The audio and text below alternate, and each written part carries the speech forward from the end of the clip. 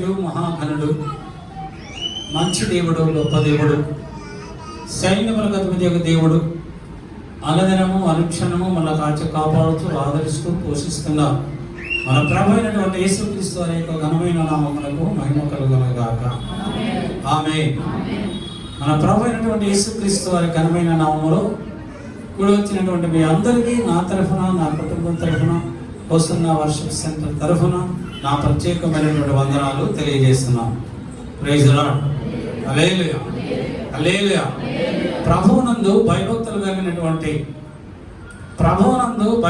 కలిగినటువంటి ఒక కుటుంబాన్ని గురించి ఈ దినం మనము ధ్యానిద్దాం.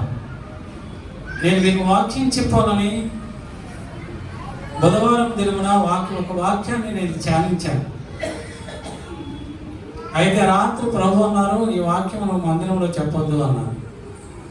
తయారు చేసింది పక్కన పెట్టేశాను. శుక్రవారం మందిరానికి వచ్చి ఇక్కడ 2 గంటల మౌనంగా ఒక వాక్యాన్ని ధ్యానించాను, నోట్ చేసుకున్నాను. ఈరోజు వేకువజామున ప్రార్థన చేద్దామని 4 గంటలకు లేస్తే ప్రభు అన్నారు, ఆ వాక్యం మీరు చెప్పొద్దు అన్నారు. ఆ వాక్యము మందిరంలో చెప్పొద్దు అన్నారు. ప్రభా, ఇప్పుడు తెల్లవారుజామున 4 అయింది, 9ంటికి మందిరానికి వెళ్ళాలి, మరి ఇప్పుడు ఏం చెప్పమంటావు అంటే, నేను నీకు వాక్యాన్ని బయలుపరుస్తాను, ఈ వాక్యం గురించి నువ్వు చెప్పు అన్నా. అప్పుడు ఆ వాక్యాన్ని తెల్లవారుజామున 4 గంటల నుంచి 8:30 వరకు కూడా ఏ డిస్టర్బెన్స్ లేకుండా వాక్యాన్ని ధ్యానించి ఆ యొక్క అమూల్యమైనటువంటి శ్రేష్టమైనటువంటి ప్రభు వర్తమానాన్ని మీ దగ్గర తీసుకుని వచ్చాను. చదవండి. అపోస్తలుల కార్యములు 10వ అధ్యాయం 1వ వచనం నుంచి 8వ వచనం వరకు చదువుకున్నాం. ఇటలీ పటాలమనబడిన పటాలములో శతాధిపతి అయిన కొర్నేలి అను భక్తిపరుడు ఒకడు కైసరులో ఉండెను. అతడు తన ఇంటి వారందరితో కూడా దేవుని యందు భయభక్తులు గలవాడై ఉండి ప్రజలకు బహు ధర్మము చేయించు ఎల్లప్పుడూ దేవుని ప్రార్థన చేయవాడు. పగలు ఇంచుమించు 3 గంటల వేళ దేవుని దూత అతని యొద్దకు వచ్చి కొర్నేలి అని పిలువగా, పిలుచుట దర్శనమందు తేటగా అతనికి కనబడెను.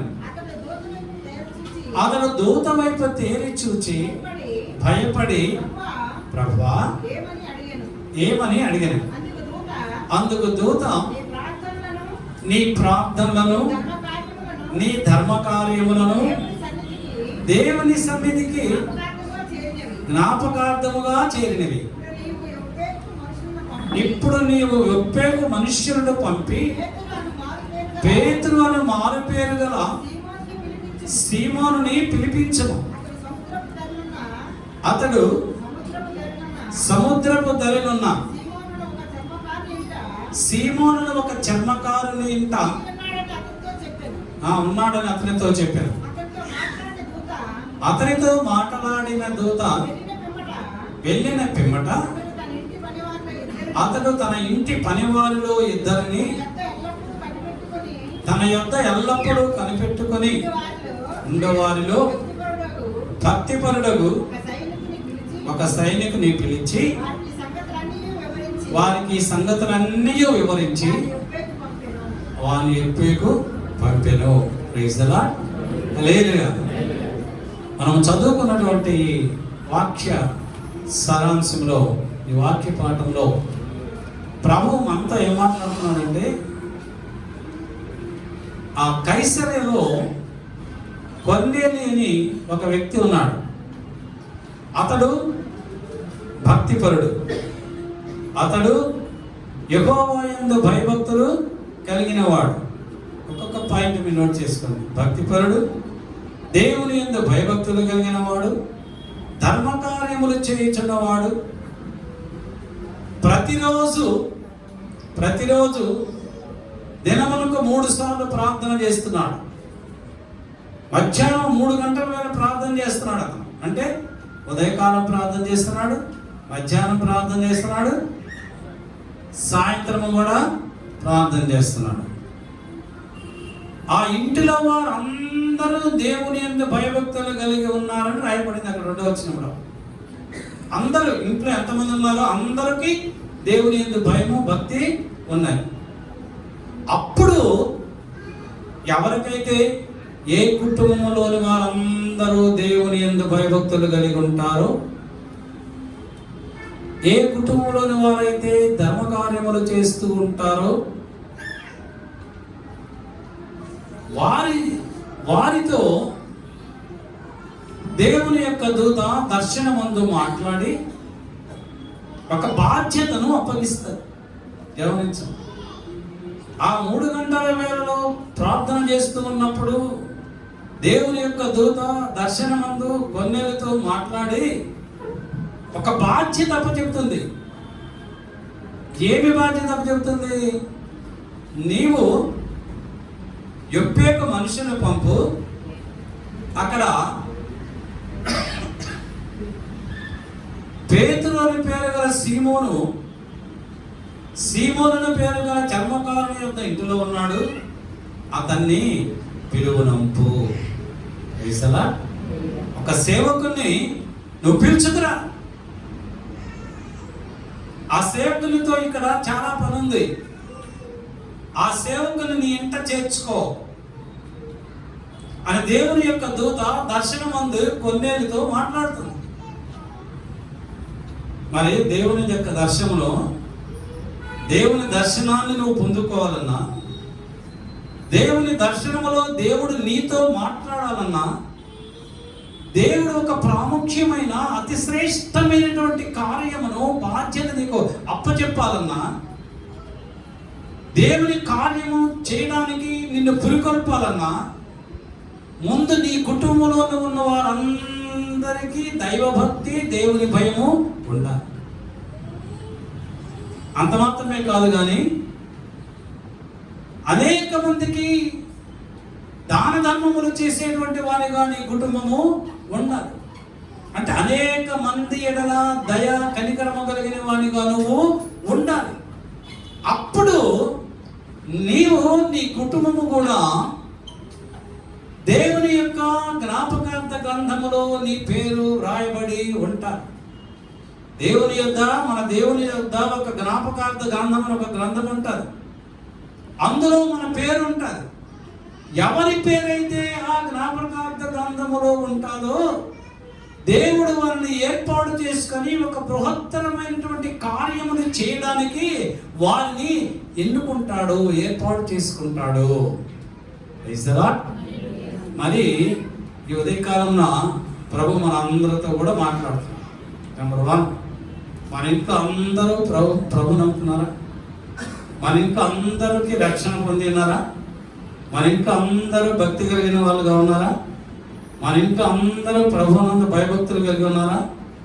మన ఇంట్లో మనం ధర్మకార్యాలు చేస్తున్నామా? Praise the lord, praise the lord. నువ్వు చేస్తూ ఉంటే దేవుడు ఈసరికే నీతో మాట్లాడుకుంటాడు. దేవుడు ఈసరికే తన దర్శనం ద్వారా, వాక్కు ద్వారా, స్వరము ద్వారా ప్రభువు నీతో మాట్లాడుంటాడు.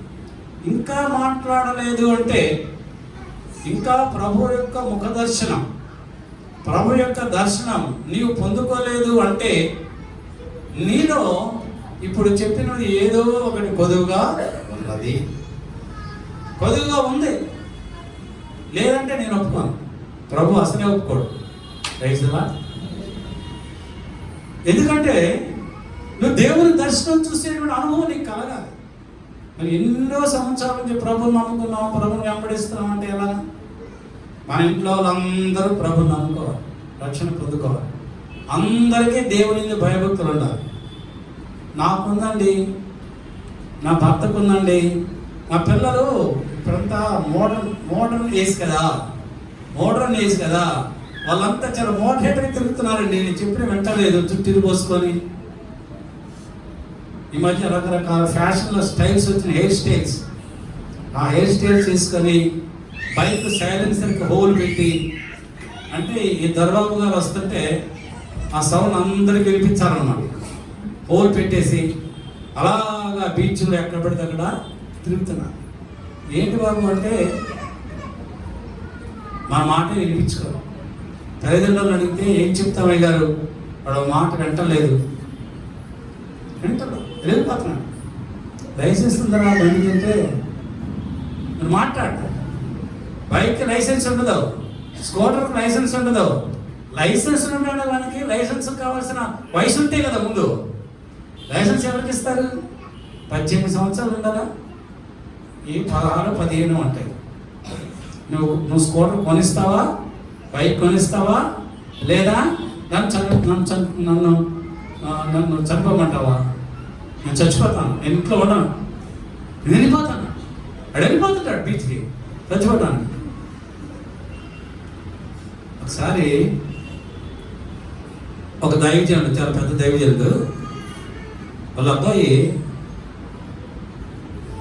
ఏదో భయంకరమైన తప్పు చేశాడు. చేస్తే ఆ పాస్టర్ గారు నన్ను పిలిచి, డేవిడ్ రాజు గారు, మావాడు మీరు చెప్తేనే వింటాడు, లేకపోతే వినడు, ఎవరు చెప్పినా వాడు చచ్చిపోతాను అంటున్నాడు, వెళ్ళిపోతున్నాడు బ్రదర్. నేను వాడెక్కడికి వెళ్తాడు గారు, వాడు ఎక్కడికి వెళ్ళాడు, వాడే అందాక వెళ్ళి వస్తాడు, మీరే వాడి మాటకు మీరు లొంగొద్దు, భయపడద్దు, అంతేనంటావా? అంతే. ఎక్కడికి వెళ్తాడు? ఒకవేళ దూకి చచ్చిపోయాడు అనుకో, పోనివ్వండి. అటువంటి వాళ్ళు బతికి ఉండడం కంటే చనిపోవడమే మంచిది. బ్రతికి ఉండి ఇంట్లో వాళ్ళందరినీ దినదినము చంపే బదులు ఒకసారి చనిపోతే ఓ 4 రోజులు ఏం చేసుకుని మర్చిపోతాం కదా. 15 సంవత్సరాల వయసులో నువ్వు బండి కొనిస్తున్నావు అంటే ఆ బైక్ వేసుకొని స్నేహితులు, ఫ్రెండ్స్, ఎవరిని ఫ్రెండ్స్ అందరూ విగ్రహారాధికులే. ప్రభు నమ్ముకులతో సహవాసం చేయరు, విగ్రహారాధికులతో సహవాసం చేస్తూ వాళ్ళతో పాటు తిరుగుతూ ఉంటాడు. మరి చెడ్డ అలవాట్లన్నీ అలవాటు అవుతాయి కదా. రైసరా కనుక మన ఇంటిలో ఉన్న వారందరూ ప్రభువునంత భయభక్తులు కలిగి ఉండాలి. మనం చేస్తున్న ప్రతి పని, ప్రతి కార్యము నా దేవుడు చూస్తున్నాడు, నా ప్రభు చూస్తున్నాడు. పిల్లలైనా పెద్దవాళ్ళైనా బిడ్డలు స్కూల్కి వెళ్ళేటప్పుడు నువ్వేం చేస్తున్నావో నీ దేవుడు చూస్తూ ఉంటాడు. ఎందుకంటే నిన్ను కాపాడేది నీ దేవుడే. నువ్వు స్కూల్కి వెళ్తున్నావు, వస్తున్నావు, ఎలా క్షేమంగా వెళ్తున్నావు, క్షేమంగా వస్తున్నావు, దేవుడు తన దూతను నీకు కాపుదలగా ఉంచి ఉన్నాడు. కనుక ఆయన కాపుదల లేకపోతే నువ్వు 1000 మందిని మెట్రో ఉన్న సెక్యూరిటీ పెట్టుకున్నా ప్రయోజనం లేదు. ఎందుకు? ఆ సెక్యూరిటీ కూడా కాల్ చంపేస్తాడు. కనుక ప్రతివారు కూడా మనము చేస్తున్న ప్రతి పనిని పర్వాలేదులే అనుకోకుండా ప్రభు చూస్తున్నాడు అని అనుకుని ప్రభు కార్యములు చేసినప్పుడు దేవుడు నిన్ను, నీ కుటుంబాన్ని బహుగా ఆశీర్వదిస్తాడు. Praise the lord. Hallelujah, hallelujah, hallelujah, hallelujah, hallelujah. కొర్నేలి వాళ్ళ ఇంట్లో వాళ్ళందరూ దేవుని యందు భయభక్తులు కలిగిన వారు అని రాయబడింది. అందుకే యోసేపు అంటాడు ఆదికాండం 39వ అధ్యాయం 9వ వచనంలో, ఈ దుష్కార్యాన్ని నేను ఎలా చేస్తాను? నేను నా దేవునికి భయపడువాడను. తన యజమానులతో మాట్లాడుతున్నాడు. నా యజమానుడు ఈ ఇంటంతటి మీద నాకు అధికారం ఇచ్చాడు, నీ మీద తప్ప. కనుక నువ్వు చేయమన్నటువంటి పాపంలో నేను పాలుభాగస్తుని కాలేను, నేను చేయను. ఎందుకంటే నా దేవుని యందు నేను భయభక్తులు కలిగి. ఆ మాటను బట్టే దేవుడు ఆ మాటని ఆలకించి యోసేపుని ఆ బానిసత్వములో నుంచి, ఆ జైలులో నుంచి, ఐగుప్తు దేశంలో ఫరో తర్వాత ఫరో అంత ఉన్నతమైనటువంటి దేవుడు యోసేపుకి ఇచ్చాడు. మన దేవుడు ఆశీర్వదించే దేవుడు, నువ్వు కొంచెం చేస్తే, నువ్వు కొంచెం ఆయనకి ఇష్టంగా చేస్తే ఆయన ఎంతో ఎక్కువగా మనకి ఇస్తాడు. మరి ఆ కొంచెం కూడా మనం చేయకపోతే మరి ఎలా వేస్తాడు దేవుడు? ఆలోచించండి. నాకు 100 రూపాయలు ఇచ్చే దేవుడు కనీసం ఒక పైసా నా ప్రభువుకు నేను చేస్తే, ఒక పైసా చేస్తే, అమ్మో నా కుమారుడు ఒక పైసా ఇచ్చాడు నాకు అని ప్రభు నన్ను ఆశీర్వదిస్తాడు. ఆ పైసా కూడా ఇవ్వకుండా, అది కూడా నా స్వార్థానికి, నా కడుపుకి, నా తిండికి, వీటికి ఖర్చు పెట్టుకుంటే దేవుడు ఆ 100 తర్వాత ఆ 101 ఎలాగిస్తాడు? ఇస్తాడా? ఇవ్వడు. నువ్వు ఇవ్వు అని ప్రార్థన చేస్తా, కానీ ప్రభు ఇవ్వడు. ఈ మందిరం కట్టడానికి ఓన్లీ మా ఇంటికి కాదు, ఈ మందిరం కట్టడానికి 15 లక్షలు అవుతుంది లిఫ్ట్కి, దీనికి. ఎక్కడి నుంచి వస్తుంది డబ్బులు? ఎక్కడి నుంచి వస్తే? ప్రభు ఇవ్వాలి కదా. ప్రభు ఎప్పుడు ఇస్తాడు? ఎప్పుడు ఇస్తాడు? నాకు వచ్చిన డబ్బంతా, ప్రతి పైసాతో అంతా ప్రభుకే ఖర్చు పెడితే అప్పుడు ప్రభు అంతా ఇస్తాడు. వేజరా హల్లెలూయా. ప్రభు ఎంతో ఇస్తున్నారు, నాకు ఎంతో ఇస్తున్నారు. ఇచ్చినంత దీనికే ఖర్చు మొత్తం మందిరానికి, లిఫ్ట్కి. అప్పుడప్పుడు నాకు ఒక చిన్న అవిశ్వాసం వస్తుంది, అంత మందిరానికి లిఫ్ట్కి పెట్టేస్తున్నాను, నేను కింద ఇల్లు కట్టుకోవాలనుకుంటున్నాను కదా, దానికి ఎలాగా అని. ప్రభు అంటున్నారు దానికి నేను ఇస్తాలే అన్నారు. ముందు ప్రభు పని మనము చేసినప్పుడు, ప్రభు కార్యములు మనము చేసినప్పుడు, నీ సొంత కార్యముల గురించి నువ్వు ఏమీ ఆలోచించక్కర్లేదు.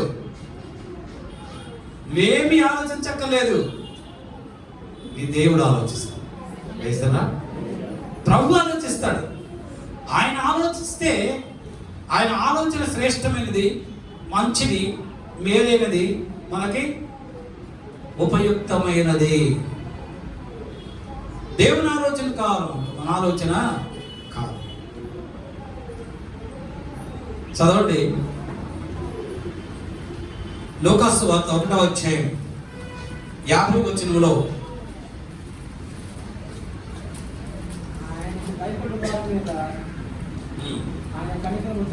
ఆయనకు భయపడే వారి మీద ఆయన కనికరము తరతరములు. ఆయనకు భయపడే వారి మీద, ఎవరైతే ప్రభునందు భయభక్తులు కలిగి ఉంటారో వారి మీద మాత్రమే ఆయన కనికరము తరతరములు ఉంటారు. ఎవరైతే ప్రభునందు భయభక్తులు కలిగి ఉంటారో వారికి మాత్రమే దేవుడు పరిశుద్ధనిస్తాడు, వారిని మాత్రమే పరిశుద్ధపరుస్తాడు, వారిని మాత్రమే పవిత్రపరుస్తాడు. భయభక్తులు లేని వారికి దేవుడు పరిశుద్ధత ఇవ్వడు, అభిషేకము ఇవ్వడు, పవిత్రత ఇవ్వడు. నీకు అభిషేకం పొందుకోవాలన్నా, నువ్వు పరిశుద్ధంగా ఉండాలన్నా, ఏ యొక్క బలహీనతలు నీకు అంటకుండా ఉండాలన్నా, నీకు ప్రభువునందు భయభక్తులు కలిగి నువ్వు ఉండాలి. ఇది చాలా ప్రాముఖ్యమైనది. ప్రతి క్రైస్తవునికి ఏ ఉన్నా లేకపోయినా ప్రభువునందు భయభక్తులు ఉంటే మిగతావన్నీ ఒకదాని వెంట ఒకటి ప్రభు అనుగ్రహిస్తాడు. చదవండి కొరింథీయులకు రాసినటువంటి 2వ కొరింథీయులకు రాసినటువంటి పత్రిక 7వ అధ్యాయం 1వ వచనం.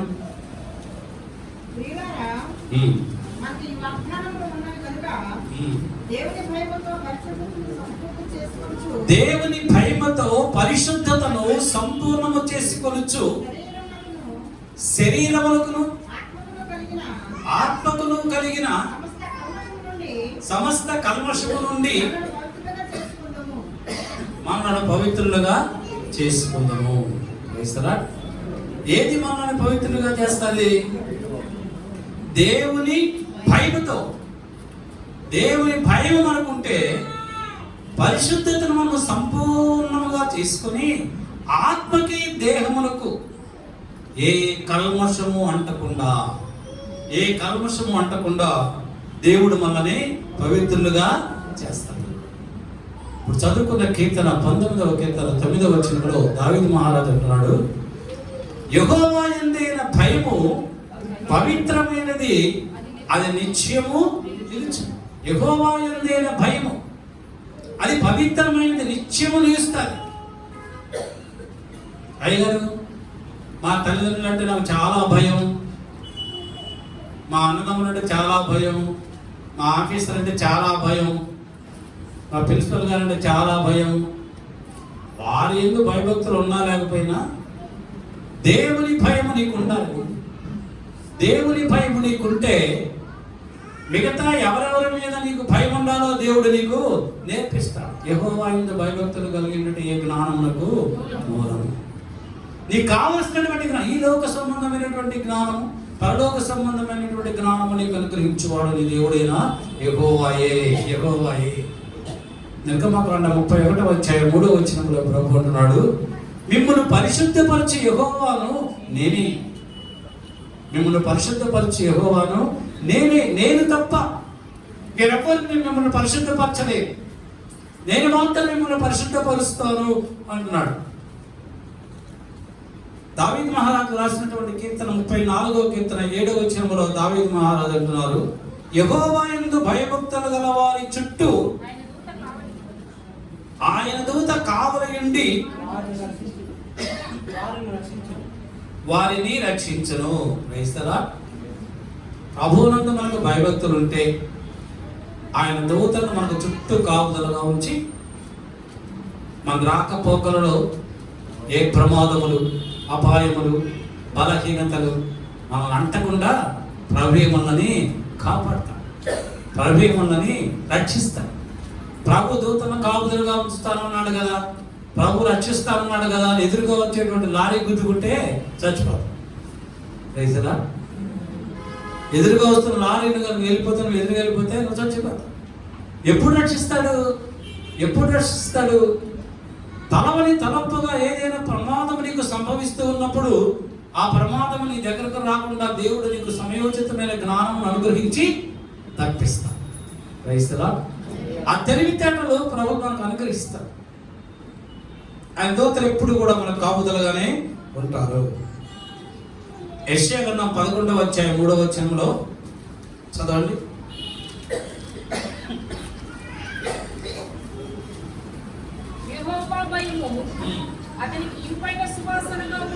చాలు. యెహోవా భయము అతనికి ఇంపైన సువాసనగా ఉండును.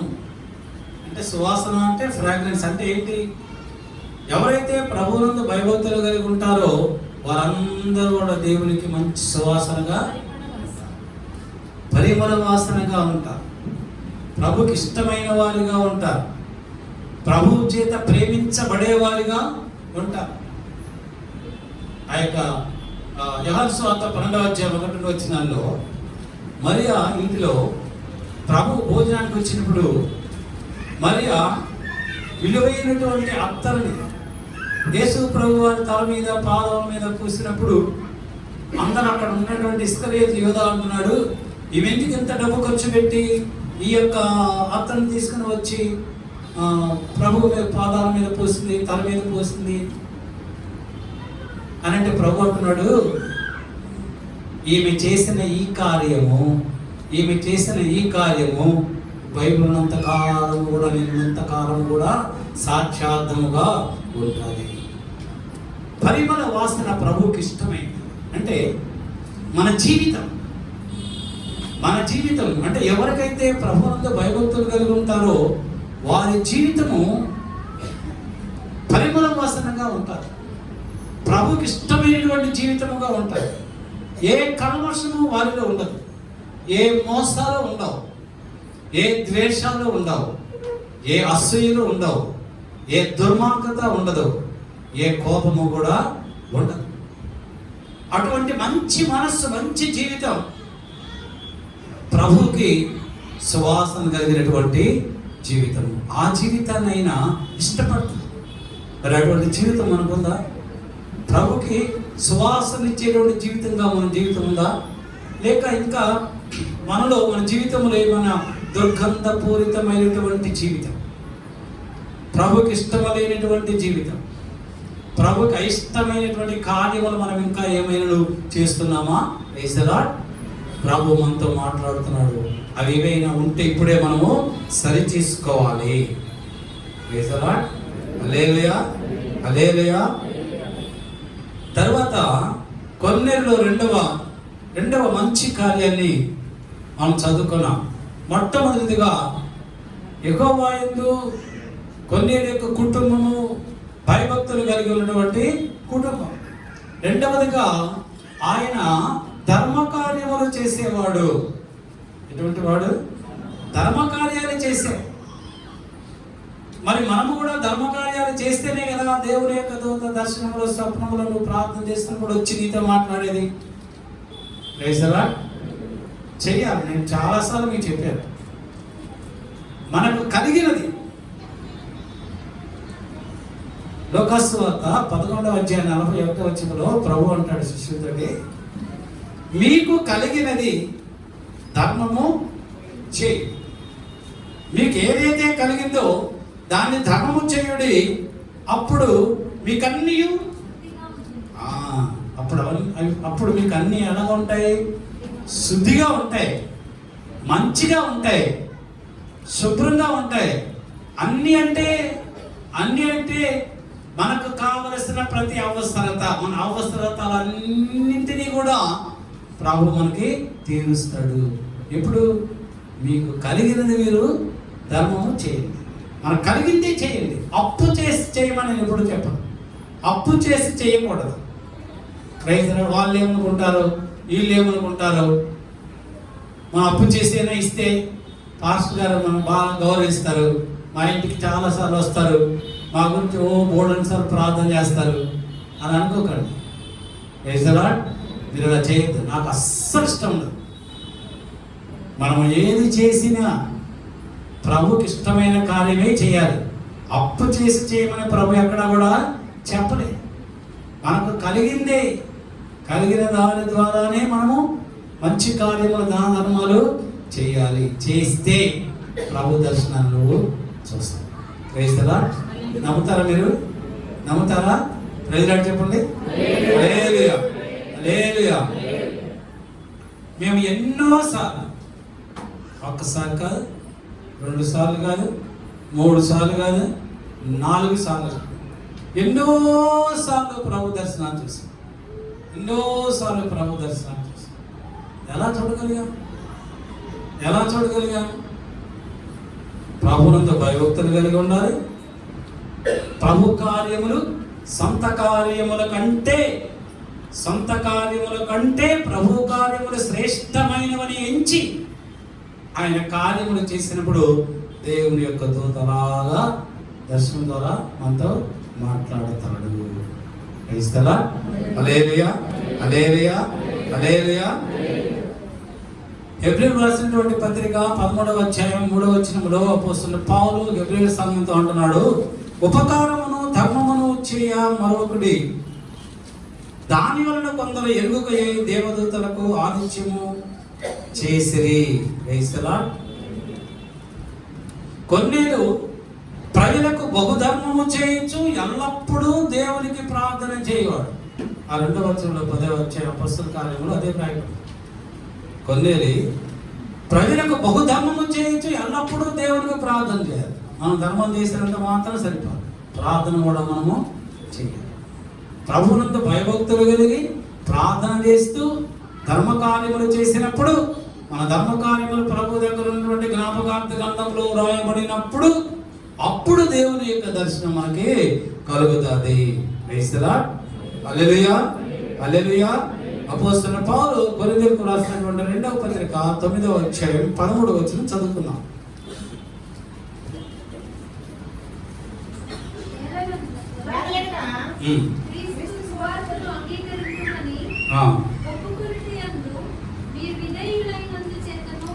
ఏలైనగా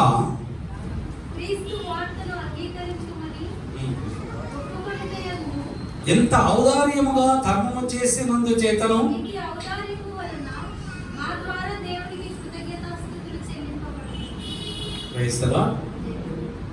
ఇంత ఔదార్యముగా ధర్మము చేసినందు చేతను ఈ పరిచర్య మూలముగా మీ యోగ్యత కనబడినందున వారు దేవుని మహిమపరచుచున్నారు. Praise the lord. హల్లెలూయా. వారు ప్రభువును మహిమపరుచున్నారు. ఎలాగా మహిమపరుచున్నారు? ఔదార్యముగా అంటే ఇష్టపడి సునుకోకుండా గొనుక్కోకుండా ఔదార్యముగా ధర్మము చేసినందున చేతను ఈ పరిచర్య మూలముగా మీ యోగ్యత కనపడినందునను దేవుని మహిమపరుచున్నారు. ఔదార్యముగా ఎవరైతే ప్రభు పరిచర్యకి సహాయం చేస్తారో దేవుడు వారిని మహిమపరుచుచున్నారు.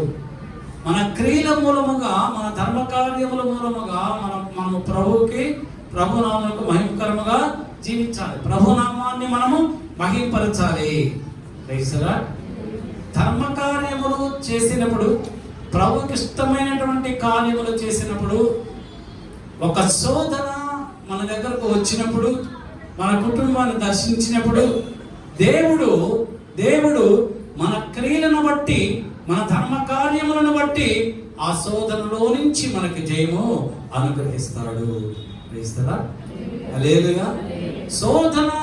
శోధనలు మనము జయించాలి అంటే శోధనలు మన దగ్గరకు వస్తాయి.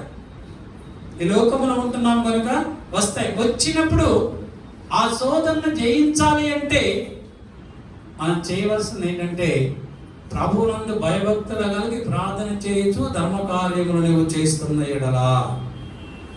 చదవండి అపోస్తల కార్యములు 9వ అధ్యాయం 35-36 వచనాలు.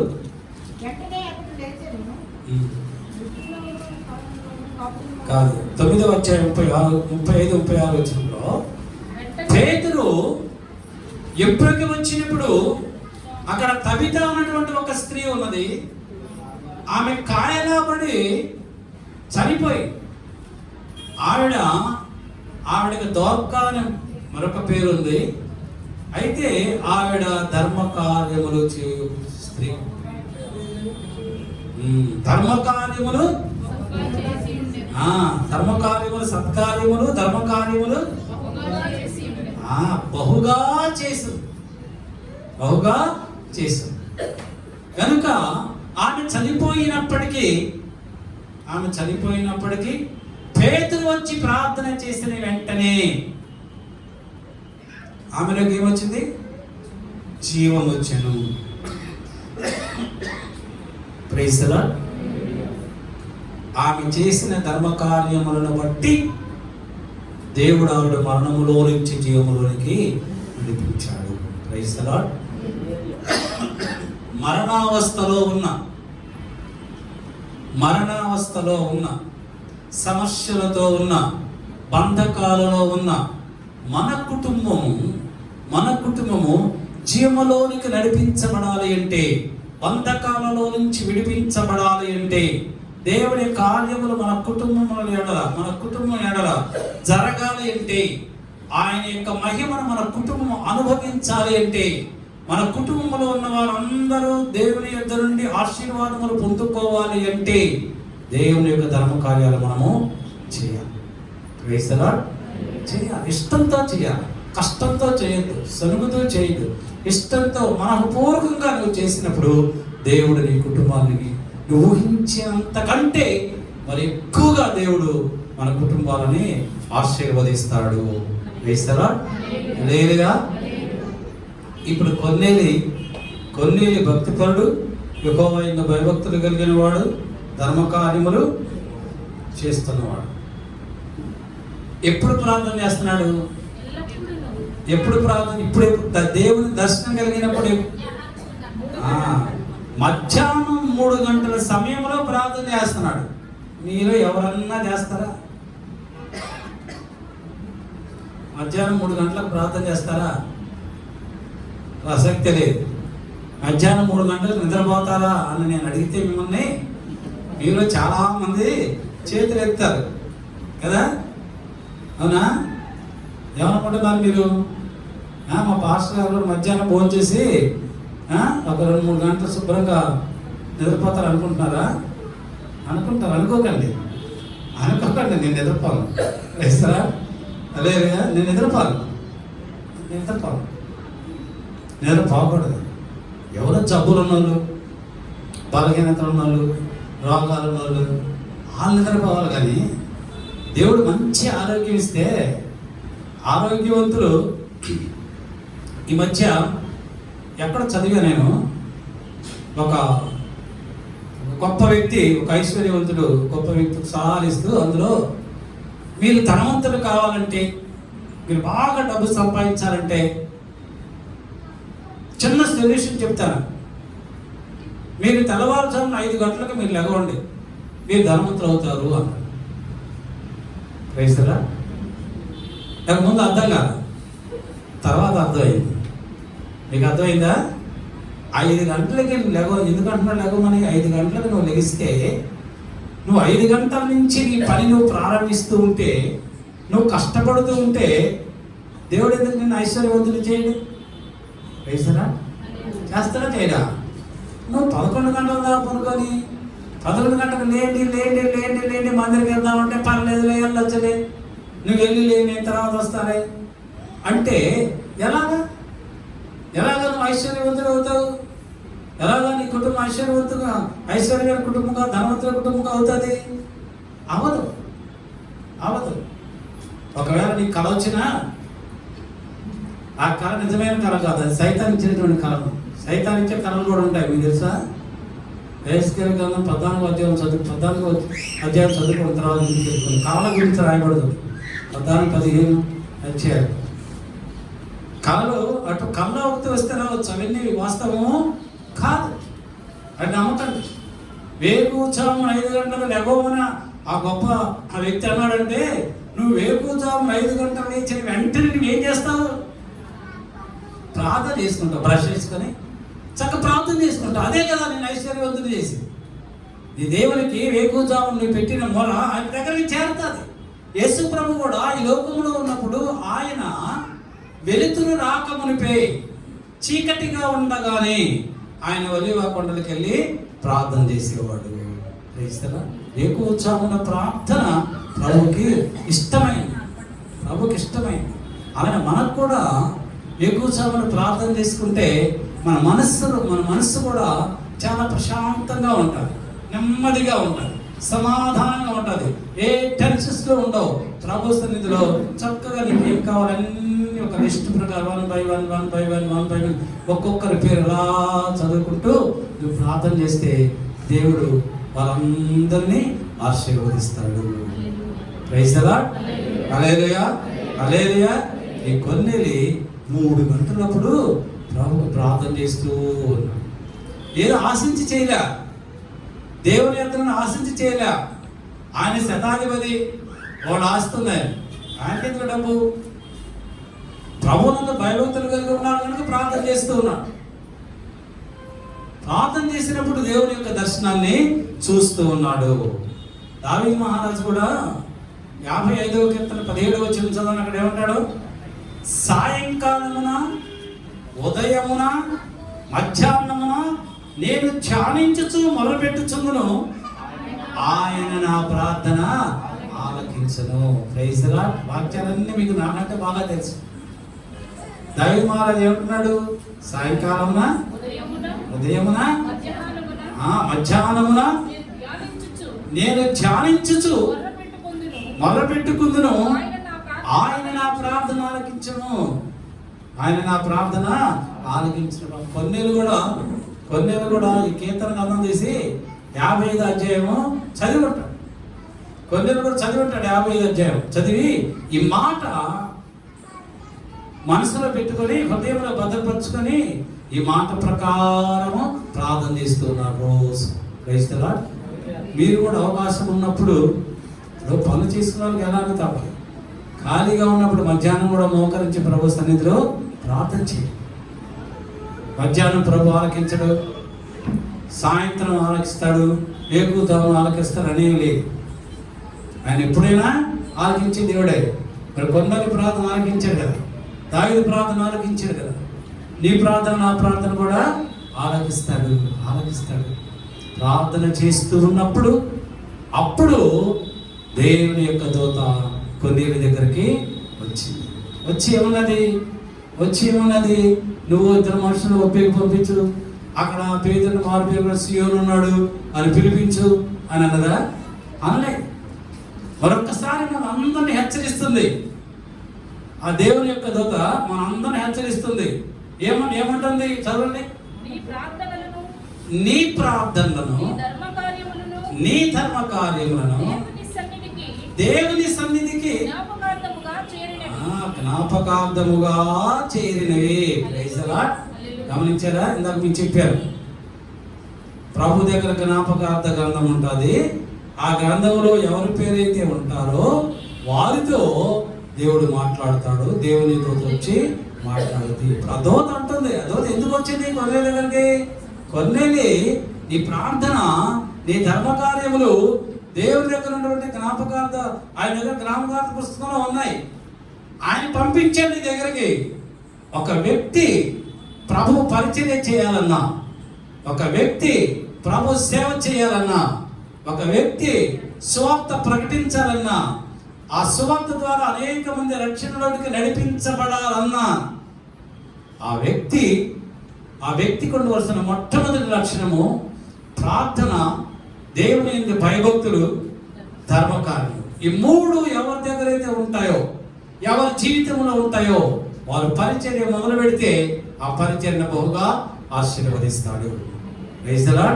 డబ్బులు ఉన్నంత మాత్రాన పరిచర్య చేస్తే ఆశీర్వదింపబడదు. వాళ్ళు చేస్తున్నారు, ఏం చేస్తున్నారు, నేను చేస్తానంటే ఆశీర్వదింపబడదు. దేవుడు ఏర్పాటు చేసుకోడు, దేవుడు ఎంపిక చేసుకోడు. దేవుని యొక్క దూత కొన్నేళ్ళకి మరొకసారి జ్ఞాపకం చేస్తుంది. కొన్నేళ్ళు దర్శనం ద్వారా నేను నీతో మాట్లాడుతున్నానంటే నువ్వు మామూలు మనిషివి కాదు. నీ భక్తి, నీ భయము, నువ్వు చేసిన ధర్మకార్యములు ఇదిగో నీ దేవుని దగ్గర జ్ఞాపకార్థంగా ఉన్నాయి కనుక నీ దేవుడు, నా దేవుడు నన్ను నీ దగ్గర పంపించాడు. ఎందుకంటే యొప్పేలో పేతురుని పేరు కలిగినటువంటి సీమోనుని పేరు గల చర్మకారుని ఇంట్లో ఉన్నాడు. నువ్వు వెళ్ళి అతను పిలిపించక్కడికి, అతని ద్వారా ఇక్కడ సువార్త ప్రకటింపబడాలి, అతని ద్వారా నా నామం మహింపరచబడాలి, అతని ద్వారా అనేక మంది అభిషేకం పొందుకోవాలి, అతని ద్వారా అనేక మంది బాప్తిస్మం పొందుకోవాలి. Praise the lord. దేవుడు అటువంటి శ్రేష్టమైనటువంటి మంచి లక్షణములు ఉన్న వారిని దేవుడు ఏర్పాటు చేసుకుంటాడు. కొన్నేళ్ళ లాంటి వారిని ప్రభువు ఏర్పాటు చేసుకుంటాడు. ఆ మాటకి కొన్నేళ్ళు ఏం చేశాడు?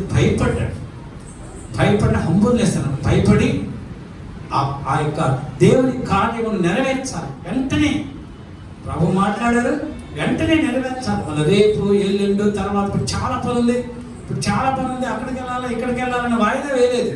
రేపు చేద్దాం, ఎల్లుండి చేద్దాం, వెంటనే అప్పుడప్పుడే మనుషుల్ని పిలిచి సైనికులకు జరిగిందంతా చెప్పి యొప్పేకి పంపించాడు. పేతురుకు ముందుగానే ప్రభు బయలుపరిచాడు. ఆ కరెక్ట్ సమయానికి ఈ మనుషులు అక్కడికి వెళ్ళారు. పేతురు ఆ మనుషులు అందరూ కలిసి కొన్నేళ్ళ దగ్గరికి వచ్చారు. చదవండి.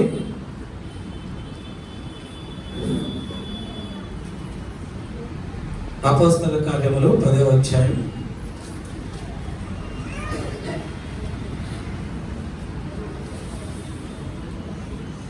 23, 24 చదవండి.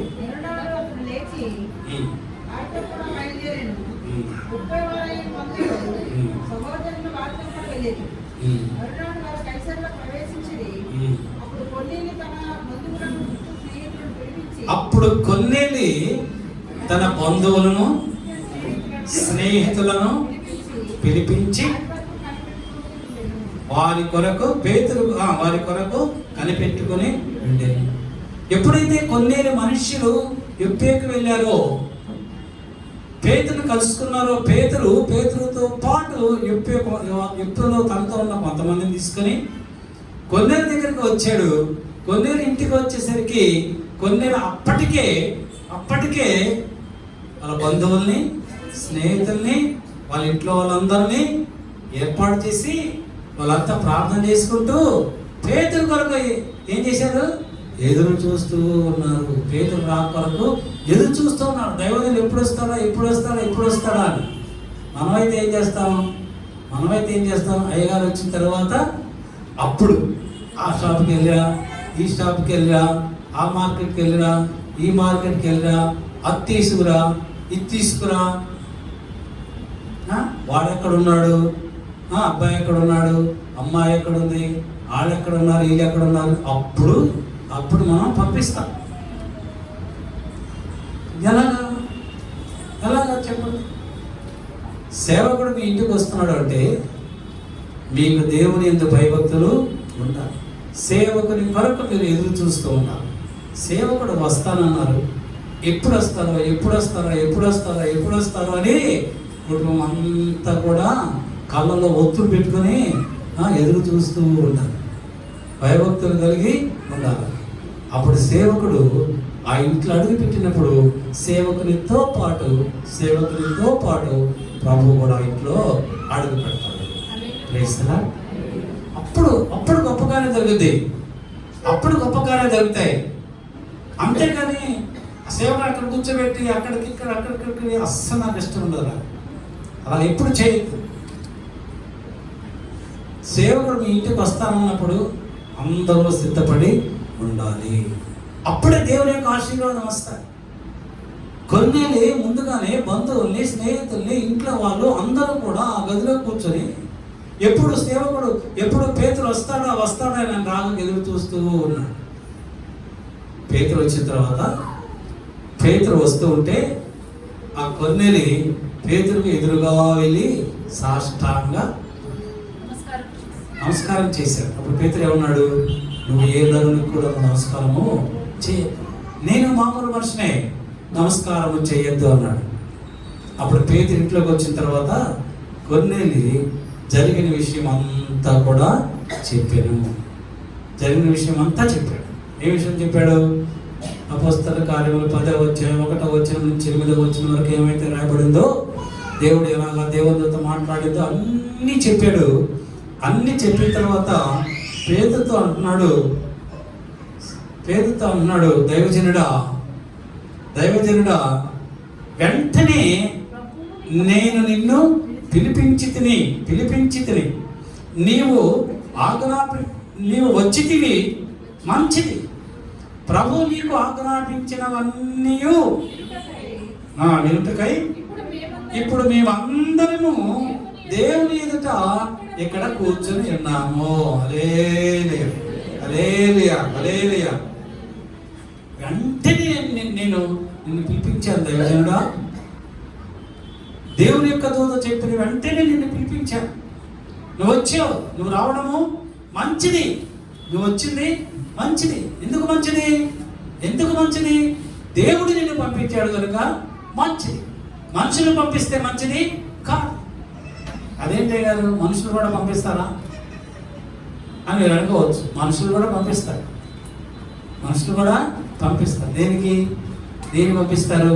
ఆ ఇంటికి వెళ్ళి ప్రార్థన చేయి, చందాలు ఇస్తారు, డబ్బులు ఇస్తారు, కానుకిస్తారు. ఇంట్లో కూర్చొని చేస్తావు. పాస్టర్స్ చెప్తారు ఈ మాటలు. వెళ్ళు, సంచి తెచ్చుకుని వాళ్ళ ఇంటికి వెళ్ళు, ప్రార్థన చేయి. అలా 5-10 ఇస్తారు, తీసుకురా, నేను పంపిస్తాను. ఆ పరిచర్య ఆస్వాదింపడు. అటువంటి వాళ్ళ ఇంట్లోకి చేర్చుకోవద్దు, వారికి శుభమని కూడా చెప్పవద్దు అని బైబిల్లో రాయబడుతుంది. పేతురు కొరకు వాళ్ళందరూ ఎదురు చూస్తూ ఉన్నారు. ఏమంటున్నాడు కొన్నేలి? దైవజనుడా ప్రభువు నీకు ఆజ్ఞాపించినవన్నీ కూడా వినుటకై మేమందరము కూడా సిద్ధపడి ఉన్నాం. మీ సొంత మాటలు కాదు, మీ ఇంట్లో జరిగిన మాటలు, మీ సొంత మాటలు, ఊళ్ళో జరిగినవి ఉంటాయి కదా, ఇవన్నీ కాదు. దేవుడు ఏ మాటలైతే నీకు ఆజ్ఞాపించి మాతో మాట్లాడమని చెప్పమని చెబుతారో ఆ మాటలు మాత్రమే వినటానికి మేము సిద్ధంగా ఉన్నాం. అంతేగాని స్టోరీలు చెప్పడానికి, నవ్వించుకోవడానికి, వికిలింతలు, వాక్యం చెప్తుంటే నవ్వులేంటి? హాస్యమా దేవుని వాక్యం? దేవుని వాక్యం ఎలాంటిది? అగ్ని వంటిది, బండలు బద్దలు చేయి సుత్తి వంటిది. నా మాట అగ్ని వంటిది కాదా, బండలు బద్దలు చేయి సుత్తి వంటిది కాదా అని ఇర్మియా గ్రంథంలో ప్రభు. అటువంటి వాక్యాన్ని నవ్వులతోనూ అపహాసంతో మాట్లాడకూడదు. అగ్నితో ఎలా ఉండదో అలాగ ఉంటుంది దేవుని వాక్యం. అందుకే అంటున్నాడు కొన్ని ఆ భక్తి కూడా అంటున్నాడు, దైవజనుడా, దేవుడు ఏదైతే నీకు భయపరుస్తాడో, దేవుడు ఏదైతే మాతో మాట్లాడడానికి ఇష్టపడతాడో ఆ మాటలు నువ్వు మాట్లాడతావని, ఆ మాటలు వినడానికి మేము ఎంత ఆతృతతో ఆసక్తితో వేచి ఉన్నాం. ఆ మాటలు మాట్లాడు అంటున్నాడు. అప్పుడు పేతురు మాట్లాడుతున్నాడు. అందుకు పేతురు నోరు తెరిచి ఇలాగా అన్నాడు, దేవుడు పక్షపాతి కాడు. అంటే పక్షపాతి కాడు అంటే దేవునికి పెద్దవాడు చిన్నవాడని భేదము ఉండదు. డబ్బు ఉన్నవాడు డబ్బు లేని వాళ్ళు అని ఉండదు. ధనవంతులు పేదవాళ్ళని ఉండదు. యూదులని దేశస్తులని అన్యులని ఆ వాళ్ళని వీళ్ళని ఏ కులాలు ఏ మతాలకి ఉండవు. చర్చిలో మీరు అందరికీ ఒకటి చెప్తాను, ఇంతమంది చెప్పారు, మళ్ళా చెప్తాను. ఇక్కడ అందరూ కూడా సమానమే. దేవుడు పక్షపాతి కాదు. మీరు అందరినీ కూడా పలకరించారు, అందరితో షేకారు. పేదవాళ్ళు కదా, వాళ్ళు చేపట్టుకుంటే ఏమో వాళ్ళకి ఎందుకు ప్రైజ్ అని చెప్పాలి. ఆ మధ్య చర్చిలో ఒక సహోదరి డబ్బులున్న వాళ్ళే ప్రార్థన అయిపోయిన తర్వాత ఒక పక్కన ఒక గోడకు నిలబడదు. ఎందుకు? ఈ చర్చిలో ఉన్న వాళ్ళందరూ ఆ అమ్మగారి దగ్గరికి వెళ్ళి ప్రైజ్లాడమ్మా చెప్పాలి. అదొక సంతోషం ఆవిడది. అలాగా కాదు, మనం అందరము ఒక్కటే. యేసు క్రీస్తు అనేటువంటి శరీరములో మనం అందరము కూడా అవయవమై ఉన్నాము. ఆయన శరీరంలో మన అందరము భాగస్థులమే. ఇక్కడ అందరూ సమానమే. బయటకు అయితే మీరెవరో మీకున్న హోదా వేరు, మీకున్న పరపతి వేరు. దేవుని మందిరములో అందరూ దేవుని బిడ్డలే. మీరు అందరితో ప్రైజ్ లార్డ్ చెప్పండి, అందరినీ పలకరించండి. మీరు పలకరించకపోతే వాళ్ళు ఏమనుకుంటారు తెలుసా? మిమ్మల్ని ఏమీ అనరు. మా దగ్గరకు వచ్చి మాట్లాడతారు. వేరే సంఘస్థుల దగ్గరికి చెప్తాను, వేరే వాళ్ళ దగ్గరికి చెప్తాను. మా చర్చిలో మా పాస్టర్ ఏం పట్టించుకోరు. మా చర్చిలో పేదలను పలకరించడమా, అంత డబ్బుల ఆన్లైన్లో షేక్ ఇచ్చుకొని పలకరించుకుంటారు. అందుకే మేము ఆ సంఘానికి వెళ్ళాం. పలకరించడు, ఎవరు ప్రైజ్ లార్డ్ చెప్పరు. మనం చెప్తామని కూడా ఎలా తిప్పుకుంటారు. అది అవసరమా చెప్పండి? మా దగ్గరకు చేయగారు ఎలా చేస్తున్నారు అయ్యారు, అవసరమా? ప్రైజ్ లార్డ్ ప్రభు చెప్పాడా? అందరము కూడా ఆయన శరీరంలో భాగస్థులమే. అందరము ఆయన రక్తం చేత కడగబడిన వారమే. అందరము ఆయన చేత ఆశీర్వదింపబడిన వారమే. ఆయన చిత్తం కొంతమందిని కొన్ని విధాలుగా ఆశీర్వదిస్తాడు, కొంతమందిని కొన్ని విధాలుగా ఆశీర్వదిస్తాడు. అంత మాత్రం చేత మనం ఎవరిని కూడా తక్కువ చేసి మాట్లాడకూడదు, తక్కువగా చూడకూడదు. అందరినీ సమానముగా చూడాలి. హోసన్న వర్షిప్ సెంటర్లో ఉన్న వాళ్ళందరూ యేసుక్రీస్తు యొక్క అవయవంలో పాలిభాగస్తులై ఉన్నారు. Praise the lord. Hallelujah, hallelujah. పేతురు మళ్ళా అంటున్నాడు 10వ అధ్యాయం 35వ వచనంలో, ఆయనకు భయపడి నీతిగా నడుచుకుని వారిని ఆయన ఏం చేస్తాడు? అంగీకరించను. ఎవరిని అంగీకరిస్తున్నాడు? మొట్టమొదటిగా పక్షపాతి కాడు. రెండవదిగా ఆయనకు భయపడి, అంటే ఆయన ఎంత భయభక్తులు కలిగి నీతిగా యథార్థంగా ఎవరైతే నడుచుకుంటారో వారందరినీ ఆయన అంగీకరిస్తున్నాడు. అంగీకరించటం అంటే తనకు కుమారుడుగా, తనకు కుమార్తెలుగా, తనకు స్వాస్థ్యముగా మనల్ని అంగీకరిస్తున్నాడు. ఆయన నీతిని అనుసరించకుండా, నీతి అంటే మన ప్రభు అయినటువంటి యేసుక్రీస్తు, ఎవరైతే ప్రభు నుండి భయభక్తులు కలిగి ఆయనను వెంబడిస్తారో, ఆయనలాగా జీవిస్తారో, అపోస్తలుడు పౌలు అంటున్నారు, నేను క్రీస్తుని పోలు నడుచుకున్నట్లు మీరు నన్ను పోలే నడుచుకోండి. అలాగే ఎవరైతే నీతిని ఆయన ప్రభు అనుసరిస్తూ నడుస్తూ ఉంటారో వారందరినీ ఆయన అంగీకరిస్తాడు. మళ్ళా పేతురు అంటున్నాడు 36వ వచనంలో, యేసుక్రీస్తు అందరికీ ప్రభు.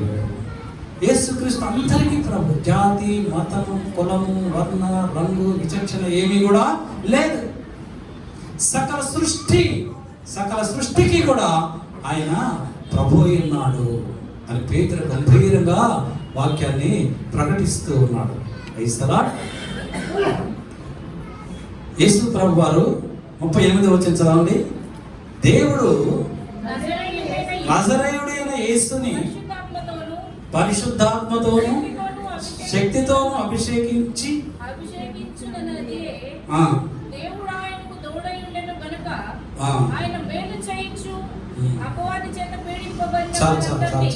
దేవుడు అంటే మన ప్రభు అయినటువంటి యేసుక్రీస్తు వారు కూడా యోహాను చేత బాప్తిస్మం పొందుకున్న తరువాత దేవుని యొక్క ఆత్మ ప్రభు మీదకి వచ్చింది. పేతురు చెప్తూ ఉన్నాడు. ఎవరి గురించి చెప్తున్నాడు? ప్రభుని గురించి చెప్తూ ఉన్నాడు. ఫిలిప్పు పరిగెత్తుత రథం మీద కూర్చొని ఉన్నాడు. ఎవరు? నపుంసకుడు. ధర్మశాస్త్రం చదువుతున్నాడు, యెషయా గ్రంథం తీశాడు, చదువుతున్నాడు. దేవుడు ఫిలిప్పును ప్రేరేపిస్తున్నాడు. ఫిలిప్పు నువ్వు వెళ్ళు, అతను ఏదో చదువుతున్నాడు, అతనికి ఏం అర్థం అవ్వట్లేదు, నువ్వు వెళ్ళు అని వెళ్ళినప్పుడు ఫిలిప్పు పరుగున వెళ్ళాడు రథం దగ్గరికి. వెళ్ళి రథంలో కూర్చొని నువ్వేం చదువుతున్నావు, నీకేంటి అర్థం అవుతుందంటే ఆ నపుంసకుడు నాకేంటి అర్థం అవుతాయి గారు, ఎవరన్నా చెప్తే కదా నాకు అర్థమయ్యేది, ఏదో చదువుతున్నాను అన్నాడు. అప్పుడు ఆ లేఖనములలో నుండి ఫిలిప్పు ప్రభుని గురించి చెప్పాడు. ఎప్పుడైతే ప్రభుని గురించి చెప్పాడో నపుంసకుడు అంటున్నాడు, అంత విన్న తర్వాత ఇప్పుడు బాప్తిస్మం పొందుకోవడానికి ఆటంకం ఏంటి? నీళ్ళు ఉన్నాయి కదా, పక్కన నీళ్ళు ఉన్నాయి, బాప్తిస్మం పొందుకోవడానికి ఆటంకం ఏంటి అంటే వెంటనే ఫిలిప్ అతనికి నపుంసకుడికి బాప్తిస్మం ఇచ్చాడు. నపుంసకుడు తాను వచ్చిన తిరిగి వెళ్ళాడు. ఫిలిప్ మళ్ళా తిరిగి ఇటు ఆయన మార్గంలో ఆయన వెళ్ళిపోయాడు. యేసు ప్రభు వారు కూడా బాప్తిస్మం పొంది యేసు ప్రభు గురించి ఆయన గురించి పేతురు చెప్తూ ఉన్నాడు. యేసు ప్రభు కూడా బాప్తిస్మం పొందుకున్న తర్వాత దేవునికి అభిషేకము చేత నింపబడ్డాడు. మళ్ళా చెప్తున్నాడు, ఆయన మరణించి తిరిగి పునరుద్ధానుడై లేచినాడు. పునరుద్ధానం గురించి చెప్తున్నాడు.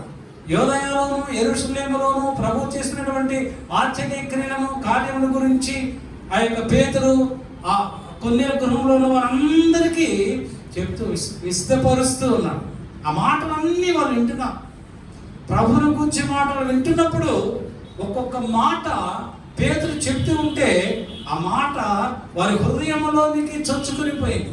నరములలో మూలుగులలోనికి దేవుని వాక్యము చొచ్చుకొని పోయినప్పుడు వారు ఏం మాట్లాడుతున్నారో, వారు ఏం చేస్తున్నారో వారికి తెలియటం లేదు.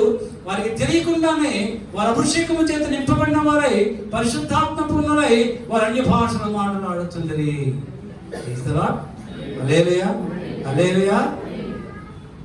వాళ్ళు అన్య భాషలు మాట్లాడుతూ ఉన్నారు. పేతురు ఆశ్చర్యపోతున్నారు, అక్కడ ఉన్న వారందరూ ఆశ్చర్యపోతున్నారు. అప్పటి వరకు వారికి ప్రభుని గురించి తెలియదు, వారు రక్షణ పొందుకోలేదు, బాప్తిస్మం పొందుకోలేదు.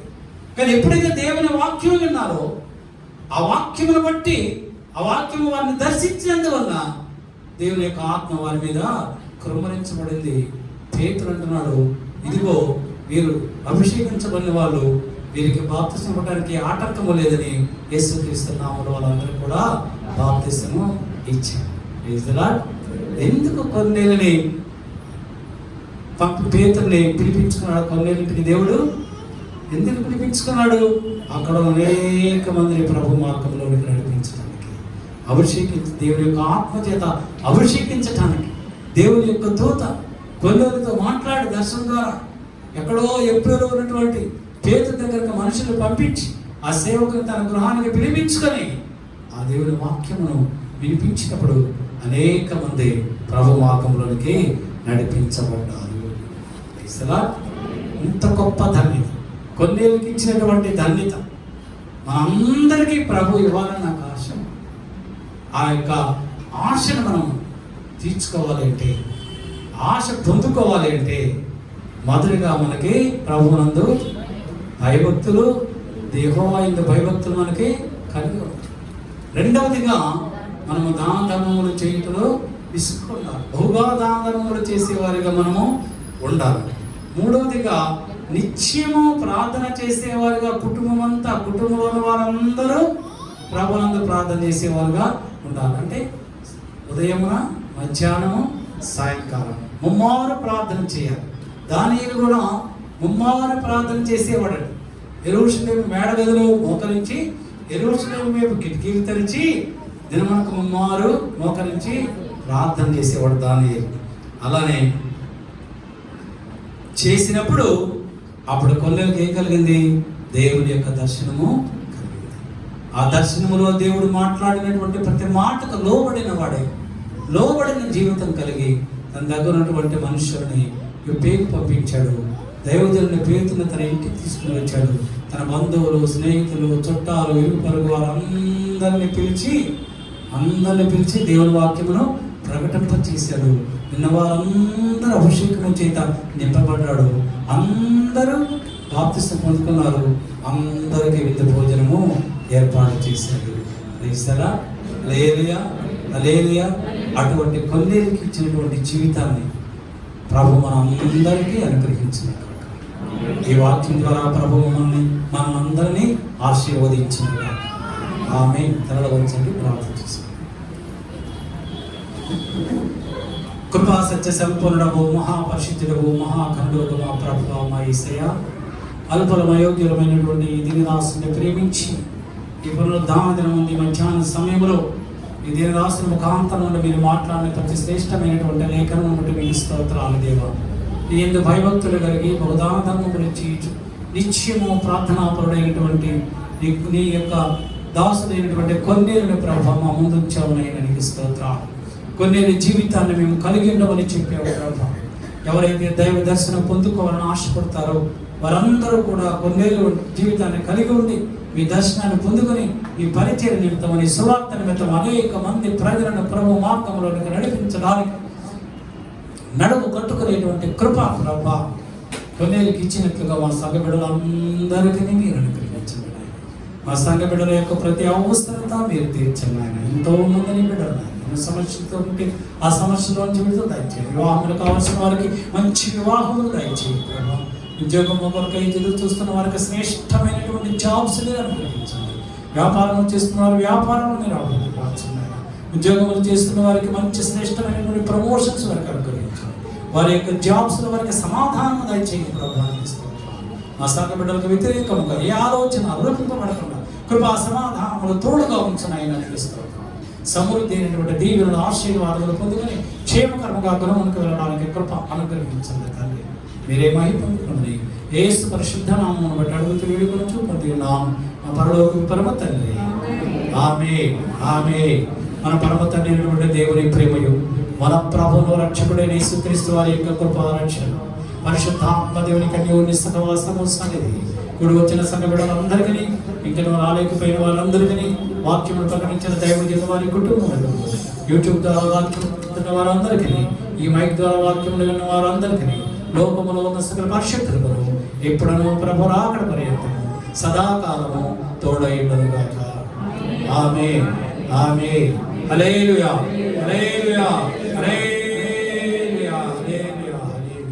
Praise the lord.